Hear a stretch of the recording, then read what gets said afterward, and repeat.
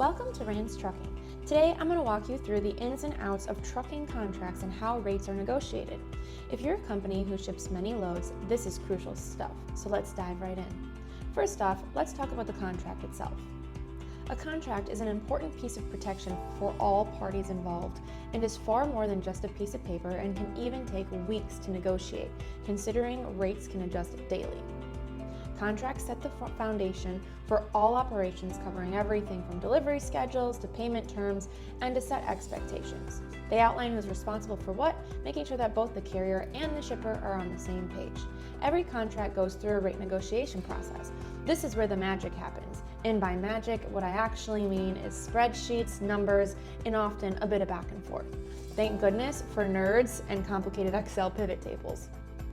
Typically, both parties come to the table with their own wants and needs. There are three things to take into consideration when coming to an agreement. First, you have your lane standard mileage rate, then you have your fuel surcharge, and lastly, you have any additional charges called accessorial charges. So the first thing you need to understand is the base rate, which is your standard mileage rate. This is the starting point influenced by factors like distance, weight, and type of good transported. This refers to the cost of the actual just shipping the good on a specific route or lane. High demand lanes often come with higher rates, while less popular lanes might be cheaper.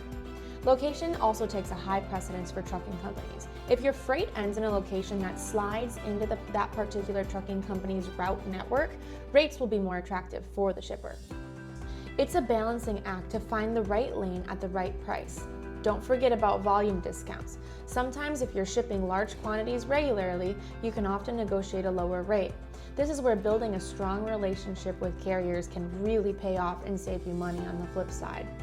To get to the final rate, you'll also consider the variables like fuel cost, driver availability, and even the season. Second, you have fuel surcharges, which are also a biggie. With fluctuating fuel prices, a lot of contracts include a fuel surcharge clause to adjust the rates based on the current fuel price. This keeps things fair and manageable for both the customer and the shipper. Lastly, you have your accessorial charges. These are the additional fees for services beyond the basic transportation, like loading or unloading, detention time, which is essentially just sitting longer than you're supposed to, or special handling requirements, and even multiple stop loads, just like Rand's Trucking does. Always clarify these up front to avoid any unexpected costs down the line. Another crucial aspect to consider is the lane rate. Something important to note is that there is a large cost to running a trucking company. There are plenty of costs like paying the driver, maintenance, and fuel, and of course it varies. But with fixed costs alone, the typical trucking company is break even around $2.30 a mile. That being said, for a trucking company to negotiate rates, it's essential that the loads are attractive while fitting into the trucking network and delivering to areas that can be optimized for backhaul revenue for the truck. If you're delivering to the middle of nowhere, for example, it's almost certain you're going to be empty coming back, which is ultimately going to cause your rate to be higher. Trucking profit margins are quite small, ranging from only 2% to 10%, so rates are taken extremely serious if the trucking company wants to remain in business. Additionally, the type of equipment your load requires plays a big role into the rate structure and expectation. The more specialized your load is, the more scarce the equipment may be, and the more specialized the drivers also have to be. Likewise, the more common and basic loads will be cheaper and take less expertise on the driver's side. The type of quality of your trucking equipment will also be taken into consideration with the rate.